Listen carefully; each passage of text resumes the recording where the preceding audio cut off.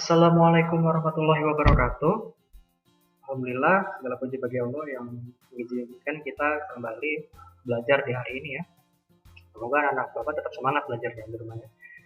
Ini ketemu lagi dengan Pak Rahman ya. Belajar tentang PPKN. PPKN itu apa sih? PPKN itu adalah singkatan dari Pendidikan Pancasila dan Kewarganegaraan. Jadi tujuannya adalah agar anak-anak Bapak dididik untuk menjadi warga negara yang baik ya, tidak merusuh dan hingga besar nanti bisa melaksanakan kewajiban dan mendapatkan haknya sesuai dengan porsinya masing-masing. Nah, jadi tidak merusuh.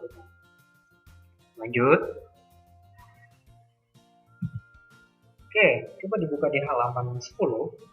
Di halaman 10 itu ada muatan materi PPKN ya. Kerjasama dalam keragaman ya. Ini Bapak rangkum ya, bukan rangkum, Bapak tulis aja di sini ya. Contoh kerjasama dalam keragaman di Indonesia. Kerjasama. Yang satu, kerja bakti. Kerja bakti perlu kerjasama ya, karena orangnya banyak ya. Kalau sendirian susah. Bukan kerja bakti. Jadi, lalu dalam keragaman. Keragaman maksudnya apa? Kerja bakti orangnya beragam ya. Ada anak-anak, ada remaja, ada orang dewasa, ada orang tua malahannya, dan sukunya beda-beda, etnisnya beda-beda, agamanya beda-beda, semua saling membantu untuk membersihkan lingkungannya. Kerja bakti bisa di rumah, bisa juga di sekolah. Jadi kalau ada panggilan kerja bakti, harap anak-anak Bapak ya sukarela ya membantu kerja bakti tersebut, karena kalau kalian kesusahan, ya tetangga kalian juga yang bakal bantu ujung-ujungnya. Yang kedua, festival budaya. Festival budaya ini menampilkan beragam budaya ya. Ini kerjasama juga, perlu banyak orang juga, gak bisa sendirian. Dan juga festival budaya ini bisa dalam bentuk panggung ya, yang pernah dilaksanakan di SD Al-Hikmah kemarin, festival budaya itu. Dan bisa juga dilaksanakan dalam bentuk pawai ya. Dalam keberagaman. Nah, jadi festival budaya yang ditampilkan itu beragam ya. Cuma satu aja budayanya ya ngantuk kita nontonin, itu aja. Misalnya yang ditampilkan kuda lumping aja sampai habis seharian kuda lumping ya bosan ya. Jadi festival budaya itu beragam ya, beragam suku, beragam budaya yang ditampilkan di panggung atau di bawah. Jadi seru nontonnya.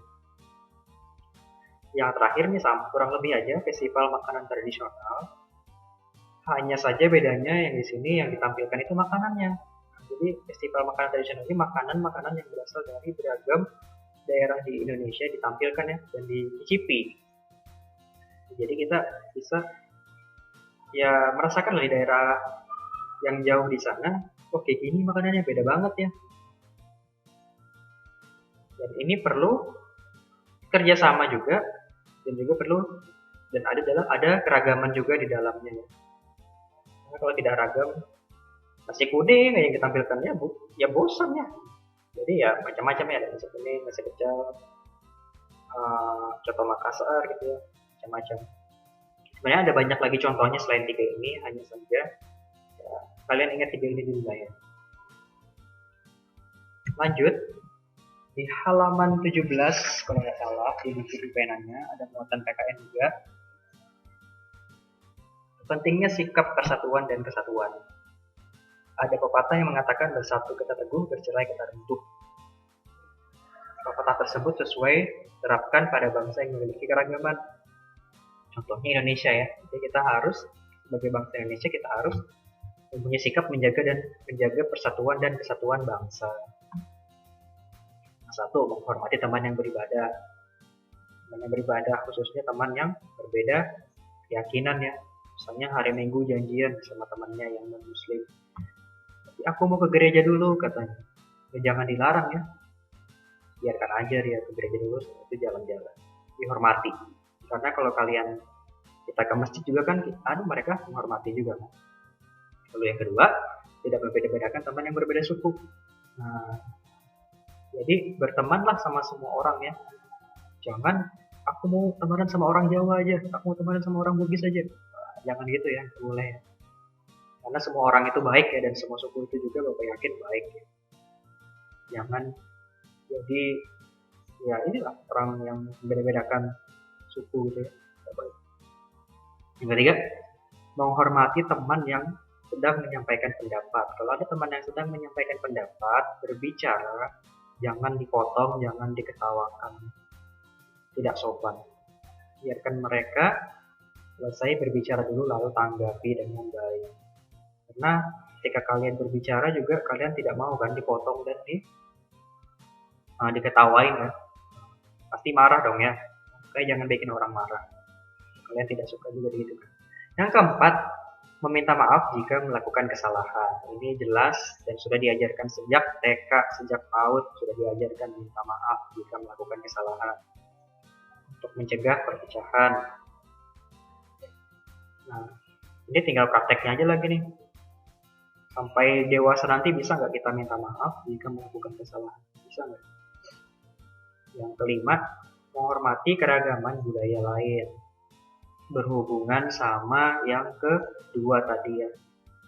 Jadi ada budaya lain yang berbeda dari kita ya, budaya etnis lain dari suku lain, kita hormati lah ya. Jangan menjadi bahasa kerennya tuh etnosentrisme. Itu maksudnya menganggap ya suku kita yang paling bagus, suku lain itu rendah, tidak boleh gitu ya. Kita harus menghormati ya, tidak boleh seperti itu. Karena kita juga ingin suku kita, budaya kita dihormati oleh yang lain kan. Kalau mau dihormati kita juga harus menghormati. Oh iya, ini dicatat ya, ini dicatat. Ini videonya dicatat 1, 2, 3. Kalau ini juga dicatat, boleh di pause, dicatat di buku tulisnya, tulis PKN atasnya ya. Yang terakhir, catatan terakhir nih. Enggak, ada satu lagi, ini di halaman berapa ya? Halaman 22. Halaman 22.